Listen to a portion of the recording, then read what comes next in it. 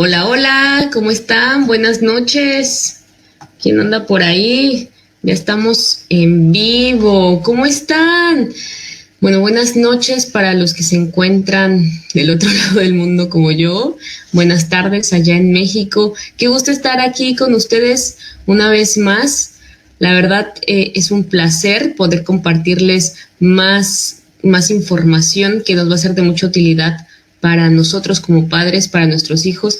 Y en este mes de agosto que he puesto como el mes Montessori, quiero compartirles pues varios tips, recomendaciones sobre esta gran metodología que es la metodología Montessori, creada por una gran mujer, eh, María Montessori. Ella ya tiene, hola Lucy Barrientos, mucho gusto, ¿de dónde nos ves? Les decía, como este mes Montessori ya tiene 150 años, un poquito más del natalicio de María Montessori, entonces en su honor quiero compartir pues esta sabiduría, este legado que nos ha dejado, y para eso el día de hoy tengo una invitada especial. Déjenme conectar de este lado, por favor. Y una gran invitada, y ahorita se las voy a presentar, quien nos va a comentar un poco más sobre las ventajas de implementar la metodología Montessori con nuestros hijos en casa. Y para eso tiene 5 claves que nos van a servir muchísimo a nosotros como mamás. Aquí se las presento. Hola, Clau, ella es Claudia Hola. Carrasco. ¿Cómo estás, Clau? Hola Lucy, muy bien, muchas gracias. Muy agradecida por la invitación.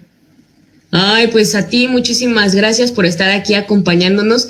Quiero comentarles que Clau fue mi facilitadora del método paternidad efectiva, o sea que ella fue mi sensei, me llevó de la mano durante 12 semanas, durante más, porque realmente pues estábamos capacitándonos en ese sentido.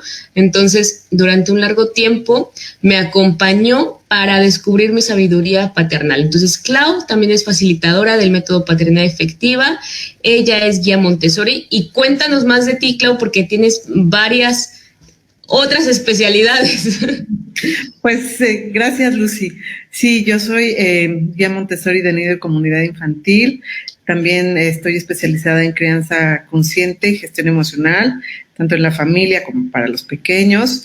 He tomado distintos talleres en la pedagogía Waldorf. Por supuesto, pues también soy facilitadora del método paternidad efectiva. Híjole, ahorita ya se me olvidó todo lo que he estudiado, pero he estudiado neurociencias justamente para aprender esta parte, enlazar un poco la parte del aprendizaje con el desarrollo humano, de saber cómo funciona el cerebro, todo eso me encanta saberlo. También he estudiado acerca del lenguaje, cómo enseñarlos a los niños desde la pedagogía Waldorf, las rimas, todo este tema. Y bueno, pues soy mamá.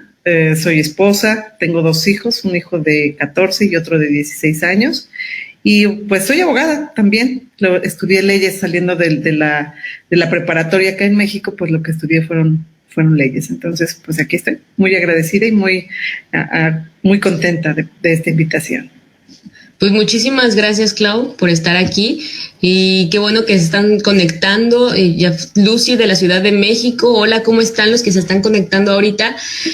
De verdad que estamos con una mujer, una gran mujer, súper capacitada, y más allá, pues una gran madre con toda la experiencia, y aquí para compartirnos este tema, pues muy lindo. A mí se me hace muy lindo y muy importante porque pues va de la mano con la educación que le estamos dando a nuestros hijos desde casa y desde pequeños.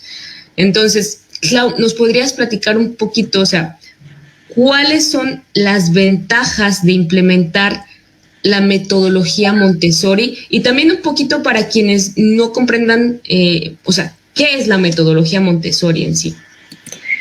Pues mira, la metodología Montessori es un proceso, pues es un método de aprendizaje. O sea, normalmente conocemos como nada más uno, que es el tradicional, en donde te sientas en un salón y hay muchos maestros. Bueno, ahí tienes un maestro cuando eres en jardín de niños, tienes solamente un maestro. Y después en primaria pues sigues en el mismo salón y son 4 paredes. Entonces, Montessori, ¿qué es? Pues es como, pues es un espacio, normalmente son como rectángulos, donde se instala material, donde está instalado mesas, hay una mesa en el centro normalmente, que es donde los niños se alimentan. Y pues en general está como diseñado para tener material que le llamamos material de vida práctica, material sensorial, está dividido en áreas. ¿Por qué? Pues porque los niños necesitan aprender a través de, hoy conocemos, bueno, desde las neurociencias, la teoría de Howard Gardner, desarrollar las 12 inteligencias. María Montessori evidentemente no tenía esta información, pues porque ella no tenía en esa época, ella fue médico, fue una mujer, bueno, muy desarrollada para su época, pues porque en la época de la que ella nació por ahí de los 1880, las mujeres o eran amas de casa, o eran maestras, o eran enfermeras, o monjas, ¿no? Y ella pues ninguna de esas. Tuvo unos padres que la acompañaron y que ella decidió estudiar medicina, y pues sus padres la apoyaron, le dieron toda la fortaleza, la confianza para poder desarrollar esta actividad, pero evidentemente en su época pues no había este desarrollo tecnológico que hoy tenemos, pues para conocer cómo funciona el cuerpo humano en vida. Ella pudo practicar pues con cadáveres, pero no con seres humanos vivos. Sin embargo, pues tenía una gran capacidad de observación. Y bueno, pues hoy lo que sabemos a través de este desarrollo tecnológico, de todo lo que hoy podemos estudiar del cuerpo humano vivo, de sus funciones, pues hay una teoría que se llama la teoría de las 12 inteligencias, que la desarrolló Howard Gardner. Y pues uniendo esta parte del desarrollo de las 12 inteligencias y el método Montessori, pues tenemos como resultado un método que está basado en justo esta parte, en lograr que un ser humano desarrolle todas y cada una de sus capacidades. Una de estas capacidades, pues me gustaría como nombrarles qué es lo que hace el método Montessori con los chicos. Desde que son muy pequeñitos, trabaja la inteligencia existencial. El método está diseñado para trabajar la inteligencia existencial, pues que está abocada en fortalecer la capacidad de asombro de los niños, relacionarse al juego como una experiencia de aprendizaje y descubrir, reconocer que somos partes de un todo. María Montessori desarrolló la teoría de la cohesión, y en ella pues nos decía, dice todavía en los libros que existen, que todos tenemos una función y una relación con el medio ambiente y con los demás seres humanos. Somos parte de un todo. Y pues es esta teoría, ¿no? Todo lo que ella trabajó pues es encaminado a que los niños se den cuenta que para que ellos tengan una hogaza de pan, pues necesita haber alguien que haya sembrado, que haya tenido las semillas, después que las haya cosechado, y después otra persona que seguramente llevó el trigo a otro lugar y entonces se lo dio a alguien para que le dieran forma de pan, y todo lo que eso significa para que un niño pueda tener pues desde un pan hasta un huevo, hoy todo lo que tenemos, ¿no? Frutas, un mueble, todo lo que podemos disfrutar. Después también desarrolla pues la inteligencia creativa, que es experimentar con diversos materiales, fortalecer la imaginación de los niños, practicar el juego simbólico, el juego libre. ¿Y qué significa esto? Pues a través de las diversas presentaciones que hay en un ambiente Montessori, porque acá no se llaman salones, ¿no? En la escuela tradicional son salones, en el método Montessori se llaman ambientes. Y hay ambientes pues de comunidades desde nido, que son los niños muy pequeñitos, desde que más o menos tienen 45 días de nacidos hasta que empiezan a caminar, y después pasan al ambiente de comunidad infantil, después pasan al ambiente de, comunidad infantil, y pues así van subiendo, van aumentando los niveles. Y entonces, en todas estas presentaciones, pues también se trabaja la inteligencia colaborativa, la inteligencia interpersonal, la inteligencia intrapersonal, que son hoy en día de lo más importante, pues porque la inteligencia interpersonal es esta inteligencia que es enseñar al pequeño a comunicarse de manera adecuada, aprender a decir no de manera asertiva, pues no los típicos berrinches, sino que el niño sepa decir, no, eso no lo quiero. Aprender a respetar y a relacionarse con los demás. Hay una actividad que se llama... que es un círculo que se pone en el ambiente y los niños aprenden a caminar en ese círculo de manera silenciosa, lenta. Desde que un niño entra a una comunidad, a un ambiente Montessori, pues se le enseña a caminar despacio, a respetar a los demás, a hablar con este tono. Las guías siempre son hombres, mujeres, la mayoría son mujeres, pero también hay hombres que hablan de una manera suave, de una manera pausada, que hacen cambios de voz dependiendo de la instrucción que se les vaya a dar al niño. En la inteligencia intrapersonal, pues es identificar las partes del cuerpo, identificar sus gustos, las incomodidades personales, reconocer las fortalezas como base de la autoestima. Y voy a poner un ejemplo, estoy poniendo como ejemplos de presentaciones en una comunidad infantil, la inteligencia interpersonal, pues hay una presentación donde les mostramos a los niños cómo limpiarse la nariz, por ejemplo, y se pueden ver al espejo, y pueden sacar su peine, y pueden, aprenden a poner, si utilizaron el Kleenex de esta manera, ponerlo en el cesto de basura. En la inteligencia emocional, pues reconocer sus emociones básicas, nombrar sus emociones, saber cuando están enojados, cuando están tristes, cuando están muy alegres, conocer que las emociones tienen un mensaje, las emociones sirven para algo. Y pues en una presentación Montessori, ¿cómo se muestra esto? Pues a través de, por ejemplo, cuando el niño está en control de esfínteres, por ejemplo, se le acomoda de cierta manera, no todo el tiempo en forma supina, que es esta forma en la que están acostados viendo hacia el adulto, sino ahí ya se les muestra, los niños se ponen en cuclillas y la guía les asea en cuclillas, les quita el pañal para que los niños se den cuenta que ya no son bebés, sino que ya pasaron a otra etapa, y pues es ir fomentando esta parte de su autoestima, de que conozcan sus emociones, de que se sientan seguros en el espacio en donde están. En la inteligencia... Dime. Perdón, Clau, ahorita que mencionaste eso, puedo hacer un paréntesis con ese punto, porque sí, cuando tú me estabas dando las sesiones, ese fue un punto que yo tenía con mi hijo, porque estaba en ese proceso de dejar el pañal, y cómo me sirvió esos tips como el que acabas de dar, ¿no? O sea, porque yo le seguía quitando el calzón entrenador acostado y me dijiste, sí, cámbiale de posición para que sepa que pues ya hay un cambio. Y sí, el dejar el pañal fue más rápido, o el despedirse de su pipí, de su popó, también fue más rápido, o sea, lo aceptó mejor. Claro, porque desde este lugar le estamos dando al niño el poder y la capacidad de conocerse a sí mismo, de conocer su cuerpo, de saber quién es y que él es dueño de eso, ¿no? O sea, es como decir, sí, yo soy el dueño de este cuerpo, yo sé qué pasa en este cuerpo y tomar esas decisiones. Mucho de lo que trabaja el método Montessori en esta etapa es fomentar la independencia del niño. Normalmente vemos a los niños, ¡ay, qué chiquito, qué bonito! Y le hablamos así con este tono de voz, ¿no?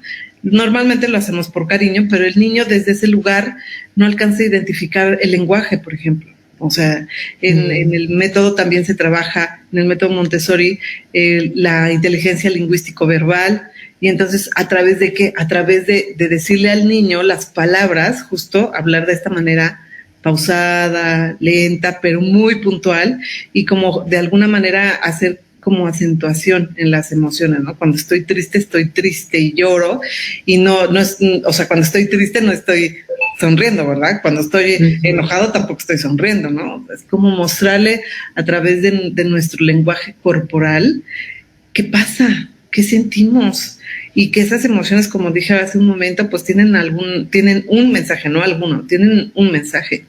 También a través de otra presentación donde se le muestran al niño los instrumentos musicales, se hace una pequeña ronda, se desarrolla la inteligencia emocional, y esto le sirve al niño para discriminar sonidos en el ambiente, identificar de dónde provienen esos sonidos, distinguir esos sonidos por su intensidad, si es fuerte, si es suave, seguir una secuencia. Seguir una secuencia significa que si el pandero va en este sentido, el niño camine en ese ritmo, ¿no? Y si es más rápido, que camine más rápido. Ese es seguir una secuencia. La inteligencia lógico-matemática, que es comprender conceptos prematemáticos, entender la correspondencia del 1 a 1, asociar números con símbolos. O sea, un niño pequeño, si tú le pones un número 5, para él no significa nada, pero si tú le pones material donde él puede discriminar estos objetos y darse cuenta que el 5 es un número, es un símbolo, pero también tiene significado. Por ejemplo, 5 piedras, en el ambiente se da un material donde se hacen como 2 canastitas o como 2 canastitas y se pone ahí 5 escobas, por ejemplo. Y entonces el niño pasa de una canastita a otra o de un recipiente pequeño al otro, 5. Y entonces ahí va entendiendo que ese número sirve para algo. Al inicio no cuenta, evidentemente la guía tampoco le enseña a contar, pero aprende a discriminar. A veces en otra presentación se pone una escoba, una fruta, un trapo, son miniaturas, son figuras de miniatura que se utilizan, y entonces el niño aprende a ver las formas diferentes que pueden tener objetos. Todo esto es preparado de una manera muy minuciosa, muy cuidadosa, para que el niño evidentemente no lo ponga en la boca, haya seguridad, pero también pueda reconocer. En la inteligencia visoespacial pues también se trabaja esta parte, discriminar la parte del visual, las diferencias y las semejanzas, ¿no? Hay una presentación donde se le pone al niño ropa, una fotografía y ropa, por ejemplo, una playera, unos calcetines, un pantalón, y entonces el niño a través de esa fotografía puede ver qué es un pantalón. Y esta fotografía tiene que ser cuidadosa en cuanto al tamaño, porque tampoco se puede poner una fotografía de algo que no sea proporcional al tamaño del pantalón real, ¿no? O sea, acá hay muchísimo cuidado en el material que se selecciona para mostrarle al niño. En la inteligencia kinestésico-corporal, pues es tener una adecuada conciencia de su cuerpo, y aquí, por ejemplo, el cambio del pañal, pues es algo muy importante en esta etapa, porque el niño conoce su cuerpo, ya está cambiando.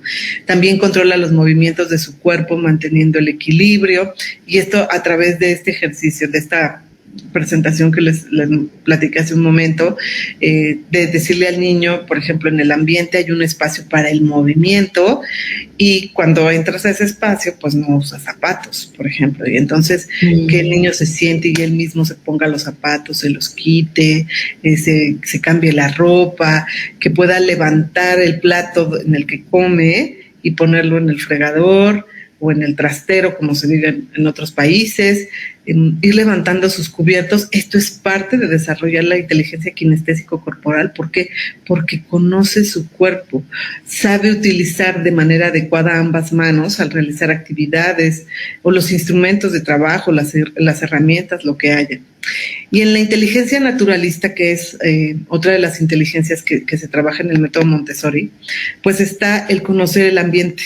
En el ambiente Montessori siempre hay una planta, o a lo mejor 2 o hasta 3, y le mostramos al niño cómo limpiar esa planta. Hay un guante que es del tamaño de estos 2 dedos, así pequeñito, porque pues son niños pequeños. Ese guante va cambiando dependiendo de la edad del niño, pero es un guante de este tamaño, y entonces le muestras al niño cómo limpiar la hoja, que hay que cambiarle agua. Se le enseña también, hay una presentación que se llama poner flores.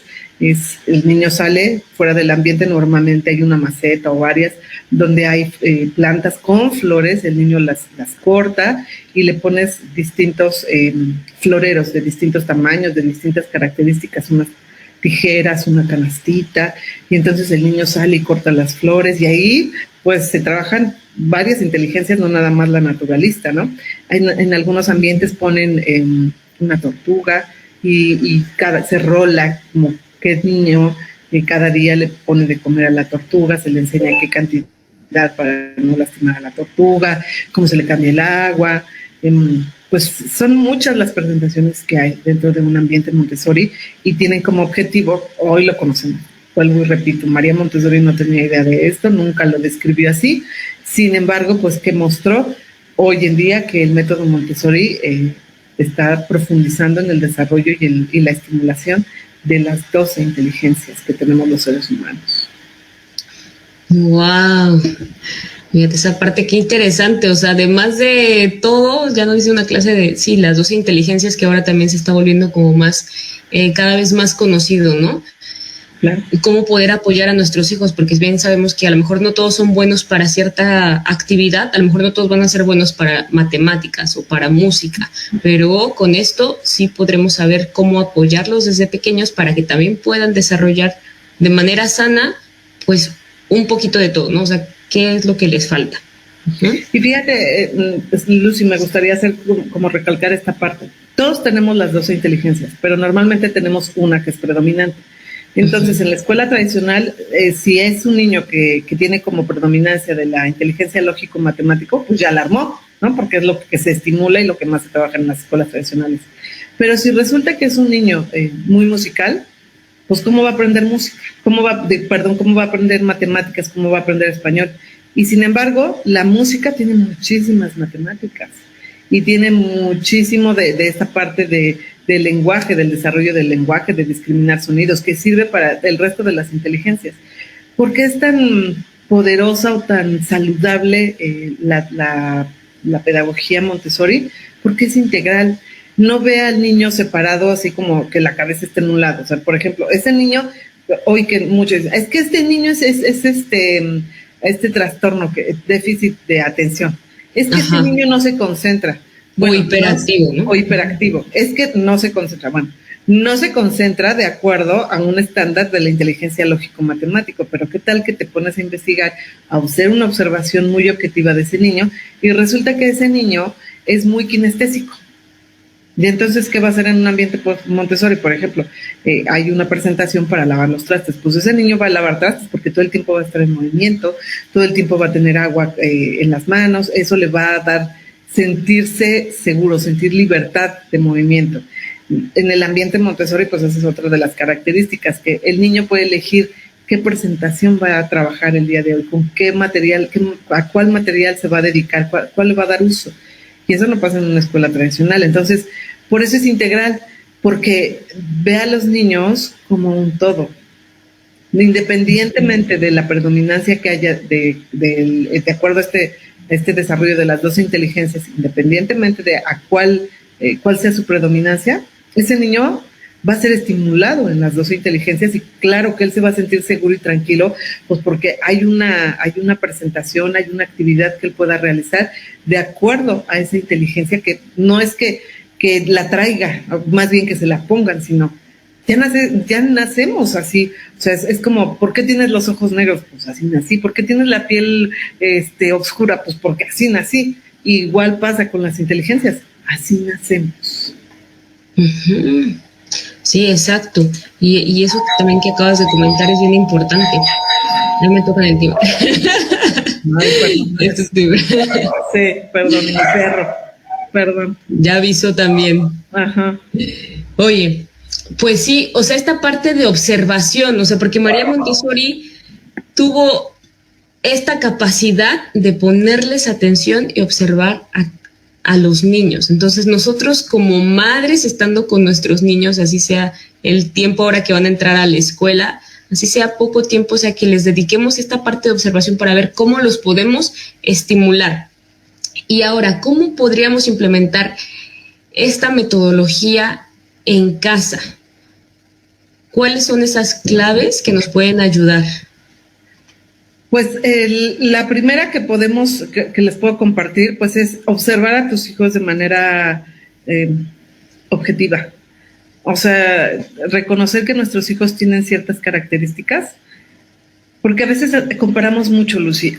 Incluso quienes tenemos más de un hijo, comparamos entre los hijos, es que este dijo esto, es que este dijo lo otro, y tenemos expectativas, ¿no? Queremos que el hijo sea igual que la mamá, que el tío, o que el hijo de mi amiga, y es que el hijo de mi amiga resulta que esto y lo otro y aquello, ¿no? Yo creo que eso es como observar de manera objetiva, conocer a nuestros hijos, y quién mejor para conocer a un ser humano, a un niño, que sus propios padres, ¿no? Yo mucho trabajé en el sistema tradicional, también, por supuesto, en el sistema Montessori, y he tenido mucha observación en la pedagogía Waldorf y todo esto, las pedagogías alternas, y me he dado cuenta que los niños incluso mis propios hijos, ¿no? O sea, cuando yo daba clases en su escuela, cuando estábamos en el salón eran unos, y cuando no, y cuando ya estamos en casa, pues tenían comportamientos distintos, pero yo también. O sea, me di cuenta de eso, que ellos se comportaban distintos, pero no diferentes. Lo que pasa es que ellos eran como muy auténticos en la escuela. Y entonces, como teníamos como un lugar separado, pues entonces éramos como más respetuosos ambos. Y cuando estábamos en casa, pues como que de alguna manera era como, yo como adulta, tú tienes que hacer lo que yo te diga porque yo sé que es lo mejor para ti y tal. Y eso es algo que los papás tenemos que pensar cómo lo vamos a hacer, porque resulta que cuando perdemos esta objetividad de ver a nuestros hijos, entonces perdemos esta capacidad de confiar en ellos. Entonces, el primer tip es observar a nuestros hijos, generar esa confianza, ser pacientes, que definitivamente pues dice, ay, es que, ¿cómo soy paciente con mi hijo? Obsérvalo, háblales de manera adecuada, de manera respetuosa, sin esperar que haga lo que tú quieres que haga cuando tú quieres que lo haga, porque los adultos no nos damos cuenta que los niños tienen un ritmo y nosotros mismos también tenemos ese mismo ritmo. Lo que pasa es que ya con el desarrollo, el crecimiento y el cuestionarnos con esta sociedad, pues nos llevó a olvidarnos de ese ritmo, pero hay un ritmo interno. Y entonces un niño pequeño, por ejemplo, pues ¿qué lo traes aquí en Latinoamérica? Y que vas corriendo a la escuela y que vas corriendo a los deportes y que lo traes de una cosa a otra, o las mamás que trabajan, pues resulta que tengo que dejarte corriendo a la escuela y entonces me levanto así hasta no respiro y el niño viene con esa angustia y evidentemente pues esto provoca que los niños pierdan ese ritmo natural que tenemos los seres humanos. En la pedagogía Montessori se les muestra a los niños cómo ponerse los calcetines, o sea, cómo vestirse. Y desde muy pequeños esto lo pueden hacer y dicen, ¿cómo es posible que un niño lo haga? La diferencia entre que un niño lo haga estando en el ambiente y en su casa es que en el ambiente no hay prisa, ¿no? Porque es parte del aprendizaje. Y en la casa, pues estás, pero apúrate, pero ya se te hizo tarde, pero a ver, yo lo hago porque te tardas mucho, ¿no? Cuando son muy pequeños. Es que tú te tardas mucho. Y entonces, ¿qué hace el niño? Pues ya no lleva a cabo esas actividades y entonces es como, a ver, hazlo tú, mamá, hazlo tú, papá, porque yo no sé cómo hacerlo. Y entonces ahí cae en esa parte. Todos pensamos que la autoestima, lo que nos han dicho es como que la autoestima es algo que no tenemos y que nos vamos a dar.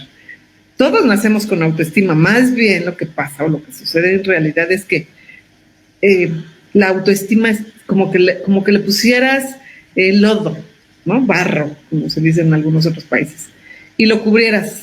Y entonces llega un punto en que el niño ya no siente autoestima, ya no siente esa capacidad de sentirse valioso, de pensar que él puede, que va a hacer las cosas. Y me gustaría ponerles un ejemplo. En una escuela donde estuve haciendo algunas prácticas, era una estancia, una guardería, donde los niños el personal docente estaba haciendo como una transición de una guardería tradicional a un espacio Montessori. Y entonces los niños pues estaban acostumbrados a que todo les hiciera, ¿no? Porque les decías, es momento de vestirse. Y entonces te levantaban así los bracitos para que tú les quitaras la ropa, todo, y entonces ellos nada más estaban como así. Pero recuerdo mucho que había un niño que yo le empecé a acompañar a que se quitara los calcetines, la ropa y después a ponerse. Nunca se me va a olvidar esa sonrisa de placer y de agradecimiento cuando él pudo vestirse por sí mismo. O sea, se me quedó viendo así con cara de, wow, lo hice por mí mismo. ¿Sabes? Esa sensación que te queda en el ser, en el corazón, que dices, un niño, ¿cómo puede estar tan agradecido por algo que alguien diría, ay, qué simple ponérselo? Pero para él es un logro. Imagínate ponerse una camiseta, ponerse unos calzones, ponerse los calcetines, los zapatos, todo por sí mismo. Bueno, ser una cara de placer y de logro increíble. Y entonces estas pues son como estas pequeñas actividades, estas pequeñas grandes actividades que desde pequeños fomentan y estimulan en un niño su autoestima, su valía. Yo soy valioso, yo puedo cuidarme por mí mismo. Algo de lo mucho que se trabaja en la pedagogía Montessori es decirle al niño tú puedes, pero no nada más decirle tú puedes, sino permitirle que lleve a cabo actividades para que se sienta seguro de realizarlas. Por ejemplo, en el método Montessori no hay plastos de plástico, no hay vasos de plástico, todo es vidrio.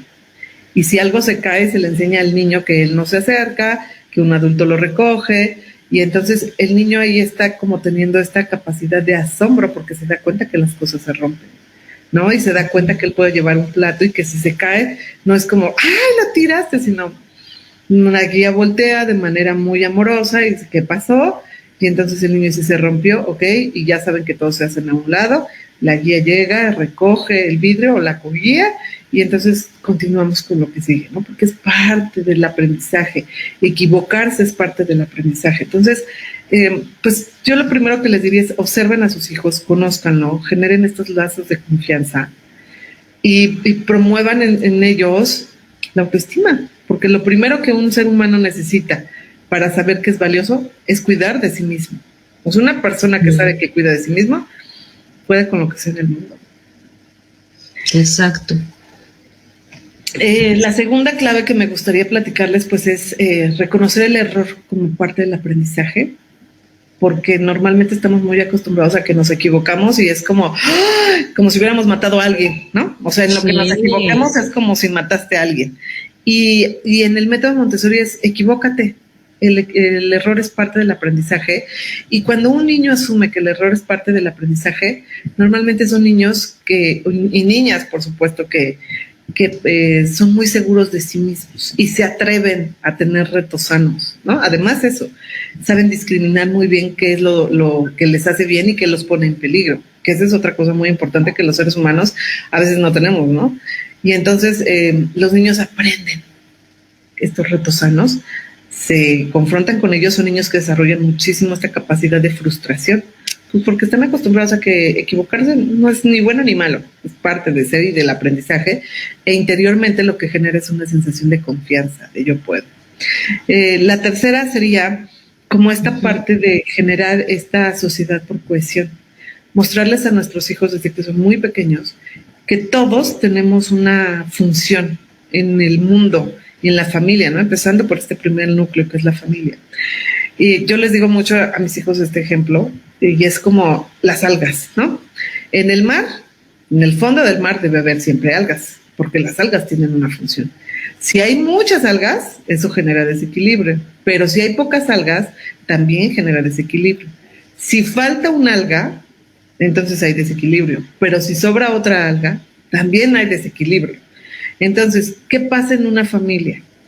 Todos tenemos una función y es tan importante para que esta familia funcione las actividades de la mamá, las actividades del papá, pero también las actividades que llevan a cabo los niños, porque el darles esta voz, este reconocimiento de tú eres importante y tú vas a hacer estas actividades, por ejemplo, los niños muy pequeños, bueno, sacar los botes de la basura, separar su ropa blanca de la de color para ponerla en la lavadora, llevar su plato al fregador, el mantelito que se pone en la mesa también, enseñarle a picar, por ejemplo, sus frutas o las verduras, pues es otra de las muchas actividades que se puede incluir en la familia. Entonces, fomentar esta sociedad por cohesión desde la casa, pues me parece algo muy importante. Lo otro es... Oye, Clau, antes de pasar al otro, ahí en ese punto, porque también recientemente leía una pregunta sobre eso, es... Pues sí, un niño ya de entre 5 o 6 años a lo mejor. O sea, ¿cómo le enseñas esta parte, como a ser más cooperativo en su casa? Que lo vea así de manera natural, el levanto mi plato, si ya existe como cierta renuencia, o sea, no hacerlo. Pues mira, es que este trabajo se inicia desde que son muy pequeños y es que muchas personas dicen, es que cuando es chiquito, no lo dejes cargar, no lo dejes que haga esto, no, porque se va a lastimar. Estos son como los obstáculos para que un niño pueda lograr hacer eso, para que pueda sentirse que es parte de una sociedad por cohesión. Cuando tú le empiezas a decir que eso no porque está chiquito, que eso no porque es un niño, que eso no porque lo va a lastimar, que eso no porque se va a enfermar, le estás quitando esta capacidad de ser parte de la sociedad por cohesión. Yo recuerdo muchísimo, uno de mis hijos tenía una compañerita en la escuela que su abuelita le decía, me acuerdo, como yo era maestra ahí, pues entonces me acuerdo que le dije a la niña, algo vamos a recoger, y era como todos los niños, ¿no? O sea, recoger lo que tiras, a poner en su lugar lo que tienes. Esa es otra forma de promover la sociedad por cohesión y la cooperatividad y todo este tema. Y entonces, en los niños, lo que pasaba es que yo veía que la niña lo hacía en la escuela, pero en su casa no lo hacía, y yo decía, y entonces un día tuve la oportunidad de estar cerca y entonces la abuelita le dijo, no vayas a cargar porque te puede salir una hernia. No son estas actividades que no permiten que el niño pues se muestre cooperativo. Ya cuando es grande, pues ¿qué sucede? Pues que ya no está acostumbrado a cooperar y entonces además empiezan a crecer y esta historia ellos empiezan a avanzar en la edad, se meten en esta historia de, es que yo no soy tu sirviente. ¿No? ¿Por qué tengo que hacer eso? Porque yo tengo que recoger lo que otros tiraron. Pues si no empiezo por recoger lo mío, pues cómo voy a poder acompañar a otros a recoger lo ajeno, ¿no? A mantener una casa limpia, una ciudad limpia. Entonces, yo creo que cómo se promueve hablando de manera respetuosa y dando como estos ejemplos que yo pongo mucho en la familia, es todos somos un alga y nuestra casa es un océano. Si tú no haces lo que te corresponde, pues hay desequilibrio, ¿no? El hijo mayor, por ejemplo. Si el hijo menor no hace la parte que le toca, pues también hay un desequilibrio. Y si nadie hace lo que le toca, pues imagínate, esa es una revolución de casa, ¿no? Entonces, sí, poner estas actividades y ser muy firmes, porque aquí hay que ser muy firmes y muy disciplinados. Porque si decimos, hoy se hace, pero mañana tengo flojera, mañana no le voy a decir que lo haga, pues entonces no hay un ritmo y los niños hacen lo que quieren. Claro, se van a ir a la parte que más les corresponde, que es no hacer. Pero si tú pones estos límites, si tú pones estas reglas con amor en la casa y en la familia, las cosas fluyen. Quienes no lo tienen y no lo han implementado, pues obviamente les va a llevar un poco más de tiempo, pero eso no significa que va a ser imposible. Yo siempre digo, mejor empieza hoy y no nunca, ¿no? Porque hoy sabes que estás empezando y que estás iniciando un proceso y en algún punto vas a ver el resultado. Pero si no lo empiezas hoy, pues evidentemente nunca vas a ver el resultado y siempre vas a decir, es que es muy difícil. Ni siquiera vas a tener la oportunidad de decir si me salió o no me salió, cuáles son las estrategias que tengo que retomar para que esto funcione de manera adecuada. Eso es lo que sucede, ¿no? Incluirnos en un proceso. Sí, muy bien, sí, muchas gracias por esa recomendación, porque pues sí, es formarlo o hacerlo parte de un hábito en la familia, ¿no? Todos hacerlo, todos en conjunto. Así es. Y bueno, pues la cuarta sugerencia o tip sería que como papás observemos que nuestros hijos van pasando por etapas, ¿no? Formarnos, pedir ayuda. Sabes que muchas familias, muchas personas dicen, es que no hay manual para ser papá. Antes no. Hoy eso como que ya no es justificación porque hay muchísimas formas de llegarnos de herramientas. Evidentemente estamos en una etapa de transformación en la parte de la paternidad, de la maternidad, en la que quienes fuimos educados a través de los golpes, de los gritos, del maltrato, no queremos hacer eso con nuestros hijos y me parece ideal. Pero entonces nos estamos yendo como al otro extremo, que como no tenemos herramientas, dejamos que las cosas pasen, ¿no? Y entonces, pues ya sabes, que si los niños tiranos, que si el berrinche, que si los niños, porque pasa, es este mismo desequilibrio. En generaciones anteriores, ¿qué pasaba? Personas que no podían expresar sus emociones, que querían tener el control, demasiado rígidos, adicciones y demás. Hoy, en el otro extremo, pues desafortunadamente está pasando lo mismo. Las adicciones llenan esos huecos, esos vacíos emocionales, porque fíjate, algo muy importante es, los niños necesitan límites claros. ¿Para qué sirve un límite? Sencillo, para darle seguridad a un niño, a un adolescente. Para eso sirven los límites. O sea, si tú pones un límite, hablando de adultos, en una oficina, en un área de trabajo, pues sirve para evitar accidentes, igual que en una familia, igual que en un ambiente de trabajo, igual que en un ambiente escolar. Los límites sirven. En la casa también tienen esa intención, mantener a los miembros seguros. Y un niño que tiene límites es un niño que se siente seguro por dentro, ¿no? Es alguien que tiene confianza en que este mundo lo sostiene. ¿Qué quiere decir? Que pues se puede atrever, que puede decir, que puede hablar, porque lo van a respaldar, lo van a cuidar, lo van a proteger. si no hay límites, ese niño se siente desprotegido, se siente desvalido. Y esta es una de las características que hace que no haya autoestima en un ser humano, sentirse desvalido.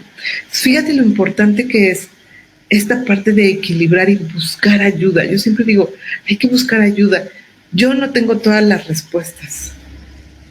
A lo mejor tú tampoco tienes todas las respuestas, pero tú y yo juntas podemos encontrar una mejor estrategia para desarrollar o para llevar a cabo actividades que no estamos pudiendo. Y también, para mí el último tip sería este. Las mamás y los papás también necesitamos ayuda para descargar nuestras emociones y reconocer nuestras emociones. ¿Cómo vamos a encontrar, cómo vamos a acompañar y ayudar a un niño a reconocer sus emociones si nosotros mismos no sabemos hacerlo como adultos?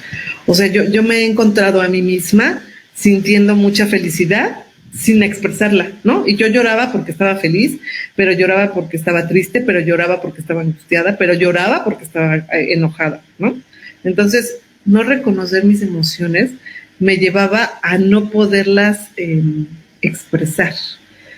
Hay algo que yo he trabajado muchísimo en lo personal y con las personas a quienes acompaño, es el cuerpo es el mapa de todas las emociones. O sea, como que todos tenemos la idea de que las emociones están en nuestro cuerpo y las emociones no están en nuestro cuerpo. Es parte de lo que, por esa razón, estudié neurociencias. Las emociones están alojadas en el cerebro. ¿Y cómo llegan a nosotros? A través de estímulos externos de nuestros 5 sentidos. A través de que vemos, oímos, sentimos, a través de nuestra piel, por ejemplo, pues es que sentimos estos estímulos. Y entonces esos estímulos generan emociones. En los adultos, por ejemplo, esas emociones del pasado, esas situaciones, esas experiencias que vivimos en el pasado, nos pueden llevar a tener reacciones en el presente de manera muy inconsciente. Y una de ellas es, ¿por qué a mi hijo? O sea, yo he recibido mucho esa pregunta, ¿por qué a mi hijo yo no lo puedo acompañar y ser paciente a que se viste? Pues porque de niña, a ti lo que te enseñaron y a mí fue, apúrale que se te hace tarde, ¿no? No había paciencia, no había calma. Y a lo mejor, en mi caso, mi mamá no trabajaba fuera de casa, mi mamá era ama de casa, y entonces como que no había prisa, pero mi mamá siempre era como mamá, como papá, siempre estás pensando o sintiendo, más que pensar. Hoy creo que ya lo podemos expresar con un poco más de claridad, pensar, es que yo no tengo tiempo para mí. Y eso es algo muy importante. Las mamás y los papás necesitamos tiempo para hacer cosas que nos llenen a nosotros. Uh-huh. Y necesitamos una compañía, un espejo que nos ayude a ver eso que no estamos viendo. Nuestros hijos, como decía, van cambiando de etapas y cada etapa está hablando de necesidades distintas en nuestros hijos. Si nosotros como papás no conocemos esas etapas de desarrollo de nuestros hijos, pues ¿cómo vamos a poder cubrir esas necesidades? Y ya sea que sean muy chiquitos, como se ha etiquetado esta parte de los terribles 2, cuando de terribles no tienen nada, son mágicos. ¿Por qué son terribles? Pues porque los niños están en un proceso de transición, ¿no? En el que si estuviera este acompañamiento, como el que yo te sugerí en algún momento con Gael, a ver, cámbiale del pañal de esta manera para que él se dé cuenta que ya es un niño grande, que él pueda llevar el plato, porque siempre estamos, no, se te va a caer, ¿no? Hasta hacemos cara así de, o no te subas a ese árbol porque te vas a caer, ya estamos como prediciendo lo que va a pasar con ese pequeño, cuando en realidad no sabemos y es parte del desarrollo, ¿no? Imagínense un ser humano que todo el tiempo le estamos diciendo, no. Esta etapa de los 2 es una etapa de transición en la que el niño se da cuenta que se puede mover y que puede ir hasta donde quiera. Pero siempre los niños, fíjate que es algo que tenemos los seres humanos y que por eso digo, hay que pedir ayuda, hay que observar todas estas recomendaciones que les he hecho. Un niño se va en esta etapa de los 2. Se puede ir hasta allá, no sé, 10 metros, pero siempre está volteando a ver que su mamá esté atrás o su papá o la persona que lo cuide. Nunca se deja solo. Ese es como instinto de conservación de un ser humano, que es algo en lo que no confiamos los adultos, ¿no? Hay que confiar en esa inteligencia emocional que tenemos los niños, los seres humanos por dentro, y que los niños, claro que están ultra conectados con ello. Entonces, ese niño nunca se va a ir, nunca se va a poner en peligro, pero ese constante no, es lo que provoca que los niños no se puedan mover y por eso, pues, esta etiqueta de los terribles dos.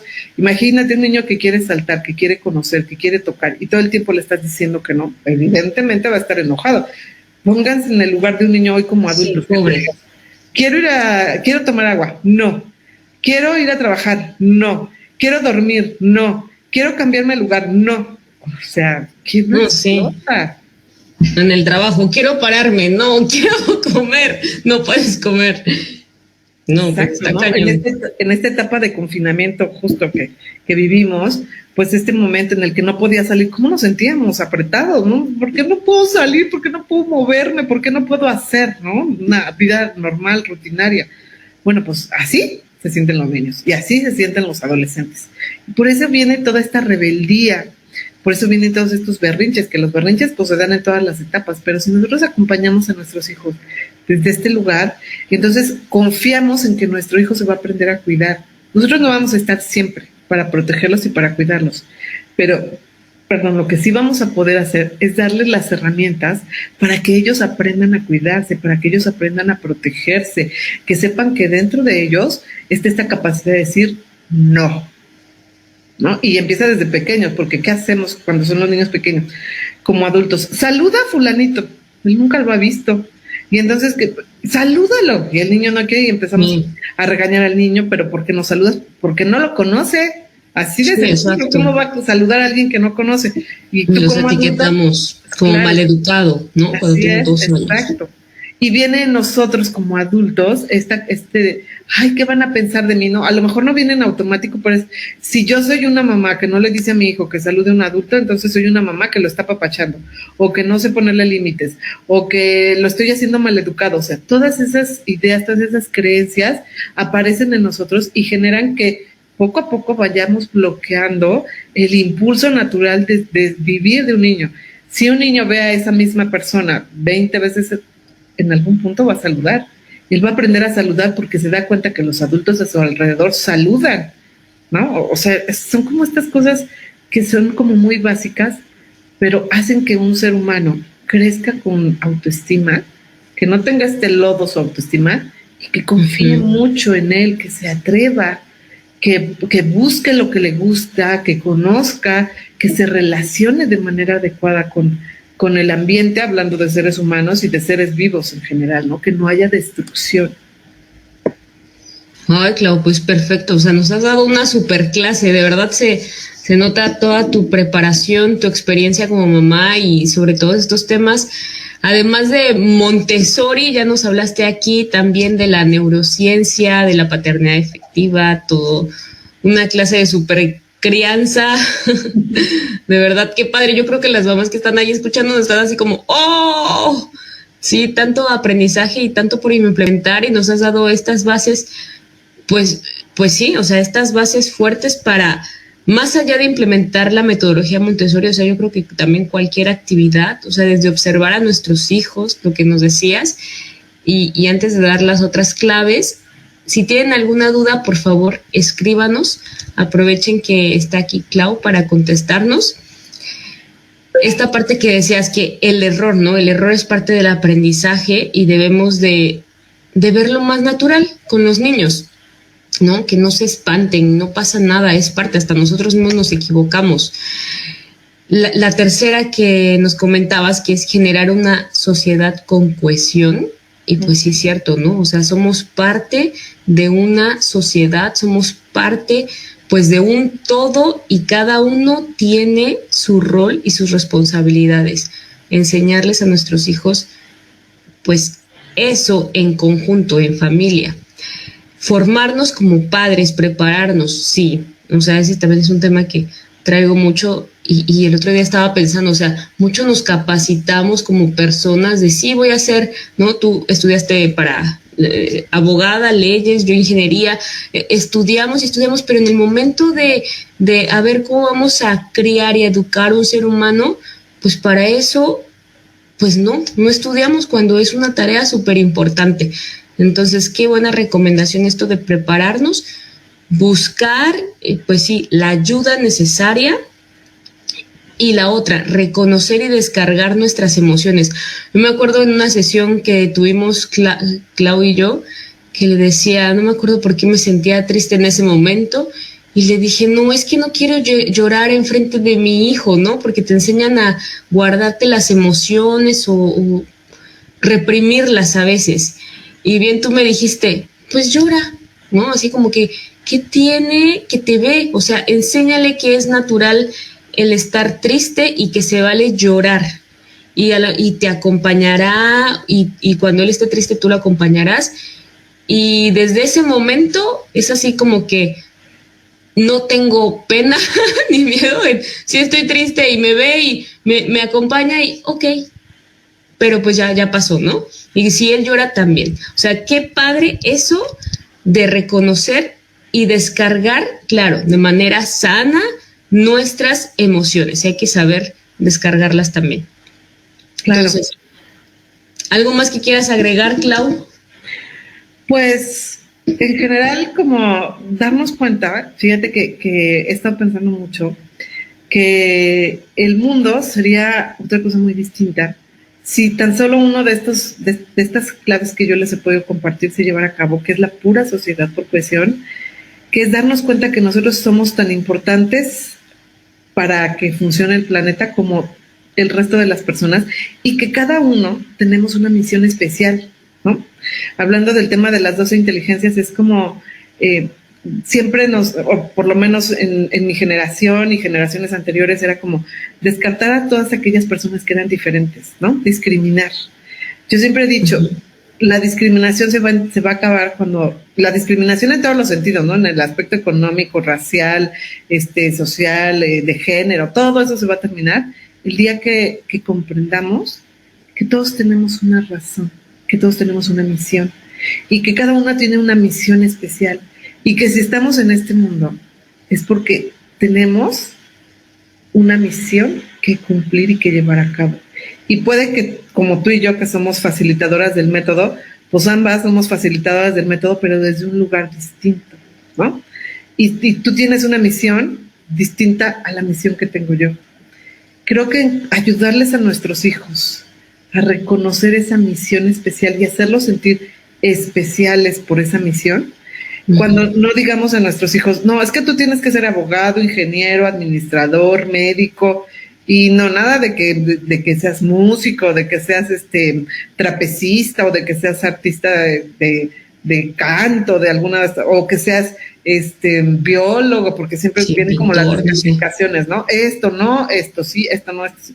Y menos hoy que este mundo está cambiando tanto. O sea, la pandemia hizo que este mundo cambiara, que nos pudiéramos conocer de distintos continentes en distintos momentos, pero también le va a dar a nuestros hijos la oportunidad de vivir un mundo diferente y puede ser para bien o no. Yo confío en que va a ser para bien porque las expectativas de la vida, de las actividades que se van a realizar de aquí en adelante, van a ser muy diferentes.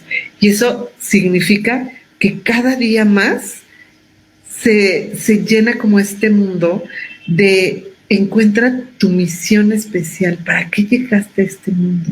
¿Qué te toca hacer a ti? Y eso está dentro de nosotros.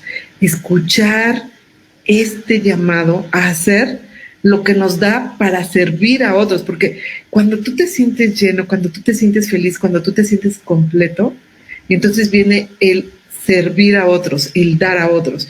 Y el dar tiempo, el dar esfuerzo, el dar cariño, tiene que ver con la abundancia que sentimos en nuestro ser interior todo el tiempo.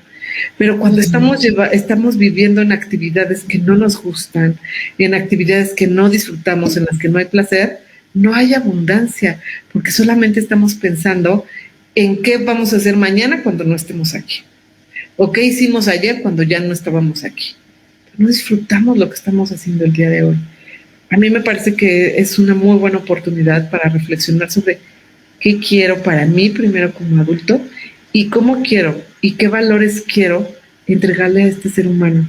Chiquito, grandote, o sea, chiquito porque pues hay quienes tienen niños pequeños como el tuyo, pero hay quienes tenemos niños grandes como los míos, que ya no son niños, ¿no? Ya son prepubertos, adolescentes. Adolescentes. Etiquetas de hoy. pero que yo hoy veo, de verdad, yo llevo 9 años en este camino y puedo darme cuenta la diferencia, no nada más en mi sentir y en mi pensar, sino en las actitudes y en las conductas de mis hijos. Mis hijos peleaban muchísimo porque estaban peleando un lugar en la familia. Oye, no, sí, como todos los hermanos, ¿no? Tienen diferencias y demás, pero esa expectativa de que yo tenía, ¿no? Porque yo me acuerdo que yo decía, yo quiero que uno de mis hijos sea pianista, músico, y el otro espero que sea bailarín de ballet. Era como mi sueño, ¿no? Verlo a uno en un escenario, en el piano, y el otro bailando ballet. Bueno, wow. Pues, tiene que ver conmigo, ¿no? O sea, tiene que ver con ellos. Mis hijos son muy lógicos, matemáticos ambos, y tienen muy desarrollada también esta parte de la construcción artística, de tocar instrumentos y demás, pero no sé en realidad a qué se van a dedicar. Tienen facilidad para los idiomas ambos, pero no sé. Y yo, ¿sabes qué? Que me siento tan tranquila porque digo, seguro van a hacer de su vida lo que quieren, van a elegir lo que más les guste, y eso se llama libertad. Y creo que no hay un valor más grande en un ser humano que la libertad de ser como eres y de estar donde quieres, cuando quieres. Exacto, exacto. Totalmente de acuerdo contigo, Clau. Qué bonito mensaje. Y qué padre. Y me acabas de dar una idea que un día hay que hacer una plática sobre esto de las peleas entre hermanos, que también lo he escuchado mucho esta semana. Sería muy bueno. Sí, qué padre, Clau. Pues un gustazo, qué bueno que estuviste aquí acompañándonos. Oye, tienes también una página, ¿verdad? ¿Nos puedes decir dónde te pueden encontrar? Claro, en Instagram me pueden encontrar como Claudia Carrasco, asesora en maternidad, y tengo otro Instagram que se llama Paraíso Montessori. Entonces son como complemento uno del otro. En Facebook igual, Claudia Carrasco, asesora en maternidad, y Paraíso Montessori. Pues ahí cuando quieran publico artículos, pues información que creo que nos sirve a todo, porque creo que los medios los medios digitales nos dan esta oportunidad de tener conocimiento amplio, vasto, y de aprender cosas nuevas que no conocíamos y de buscar específicamente qué queremos. Entonces, bueno, pues ahí estoy, en cualquiera de esas dos fanpage y en Instagram. Perfecto. ¿Es Claudia Carrasco, asesora de maternidad o asesora? En maternidad, asesora en maternidad y Paraíso Montessori. Muy bien. Pues si no tienen alguna otra duda, nos despedimos y nos estamos viendo para la próxima semana. Cualquier tema, aquí les dejo los datos de Clau, dudas también sobre crianza, sobre guía Montessori, todo lo que necesiten. Escucharon a la experta. Muchísimas gracias, Clau, de verdad te mando un abrazote, te quiero mucho y muchas gracias. Ojalá sí podamos hacer otro encuentro contigo. Claro que sí, Lucy, con muchísimo gusto, muy agradecida por supuesto de esas bellas palabras.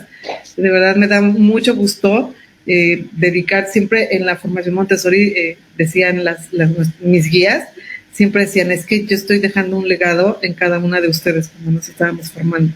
Y qué gusto me da y qué emoción, de verdad, siento tan bello, pues haber dejado un legado en ti. Ay, soy muy emocionada. Que he dejado un legado en ti y ver este crecimiento y que todo esto que yo te compartí con muchísimo cariño, pues por supuesto que lo lleves a la práctica y que sea útil y que te ayude a tener una vida más feliz, más plena y más libre. Exacto, sí, lo sigo compartiendo también con más mamás y papás. Pues sí, Clau, muchísimas gracias. Muchas gracias. Estamos en contacto. Claro que sí. Un beso.